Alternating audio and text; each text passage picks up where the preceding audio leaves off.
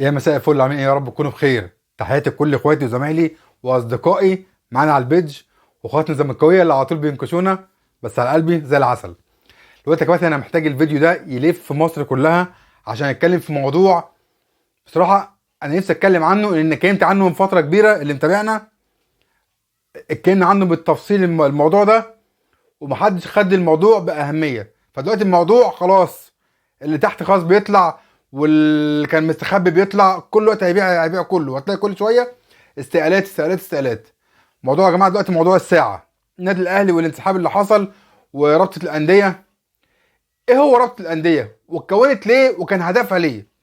طب يا كباتن، اللي انتبهنا من فتره احنا قلنا مليون مره بلاش العمل التطوعي، بلاش فكره العمل التطوعي.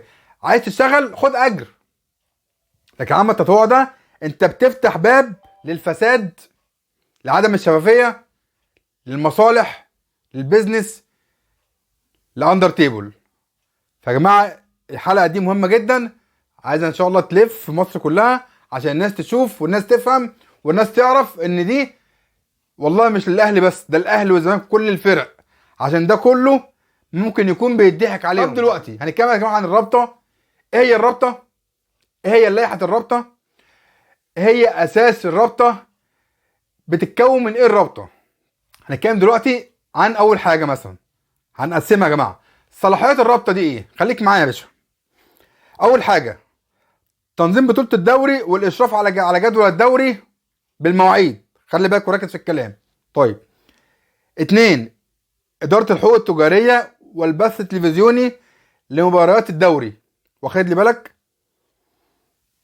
اداره الحقوق التجاريه والبث التلفزيوني، المصلحه كلها في الحته دي، البوله كلها في الحته دي. وركز معايا، العمل التطوعي كلها في الحته دي.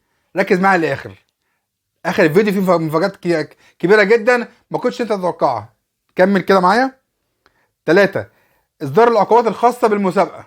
حلو كده، خصم النقط بقى، ايقاف اللعيبه، توقيع غرامات الى اخره. 4، تنظيم جوائز المسابقات زي مان اوف ذا ماتش، وكمان انت عارفينه ده، افضل مدرب، افضل حارس مرمى. طيب 5 حاجه التنسيق مع اتحاد الكوره. واخد لي بالك؟ بشأن ايه بقى؟ بشأن القوانين واللوائح المعمول بيها. الله، سبحان الله سبحان الله. التنسيق مع اتحاد الكوره بشأن القوانين واللوائح المعمول بيها، ده بيحصل؟ طيب حلو كده، خليك ماشي. دي صلاحيات الرابطه. طيب معانا ايه تاني للرابطه؟ تكوين بقى الرابطه. خليك معايا ما تتوهش مني عشان الفيديو ده مهم جدا وعايزه يلف مصر كلها. تكوين الرابطه بتتكون ازاي الرابطه؟ واعدادها قد ايه؟ وبالانتخاب ولا ايه؟ ركز معايا. الرابطه تتكون من 5 اعضاء، حلو كده، منتخبين بالانديه. ال5 دول بيتم منهم رئيس للرابطه، هم اللي بيختاروا رئيس ليها ونائب للرئيس. في الحاله بتاعتنا كان احمد دياب وعماد متعب، رئيس ونائب رئيس. طيب معايا، دي بقى بتعمل ايه؟ بتعمل بشكل لوحده بعيد عن اتحاد الكوره، مستقله بعيد عن اتحاد الكوره، بس بتحتاجها في التنسيق معاه زي ما قلنا من شويه بالقوانين واللوائح المعمول بيها. طب ايه تاني معانا؟ اهم بنود اللائحه دي، ركز عشان اللائحه دي اللي فيها ايه؟ كل الزبد. اهم بنود لائحه رابطه الانديه المصريه لكره القدم، وركز معايا. ماشي. اول حاجه مثلا تنظيم المسابقه، هي المنوط بيها تنظيم المسابقه. طيب، الرابطه هي الجهه المسؤوله عن وضع جدول الدوري وتحديد مواعيد المباريات، وليها الحق انها تغير المواعيد في اي وقت. ماشي. 2، زي ما قلنا العقوبات والانضباط عند انسحاب اي فريق زي ما حصل مع الاهلي، واي حاجه ممكن تحصل. ماشي. اي اعتداء على الحكم، اي خروج او خروج عن النص على الحكم، برضه توقع عقوبات على الاداري او اللاعب. ماشي. معانا ايه تاني؟ التحكيم اهم بنود اللائحه رابطه الانديه. التحكيم قال لك ايه يا سيدي؟ اللائحه بتقول، مش انا اللي بقول، الرابطه مسؤوله عن تعيين الحكام بالتنسيق مع اتحاد الكوره. الله اكبر. تاني، الرابطه مسؤوله عن تعيين الحكام بالتنسيق مع اتحاد الكوره. الاثنين يوفروا للحكام، والاثنين كملوا انتوا بقى. ماشي. الانديه لا تملك حق رفض طاقم التحكيم الا في حالات استثنائيه. نيجي بقى لاهم نقطه في الموضوع ده، برضو طبقا لبنود لائحه رابطه الانديه.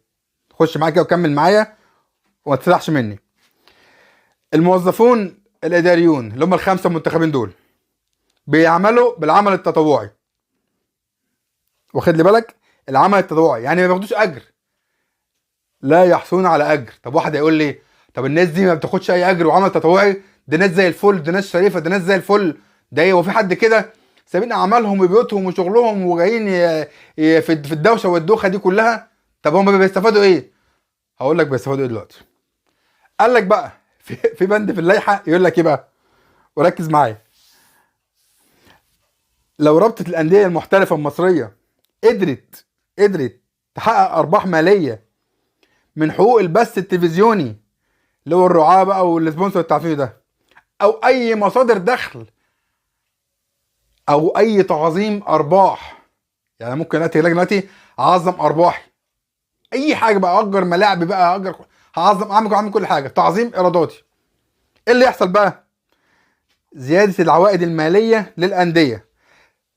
تمشي ازاي؟ توزيع جزء من الارباح على الانديه المشاركه في الدوري سواء بالتساوي حسب ترتيب المسابقه.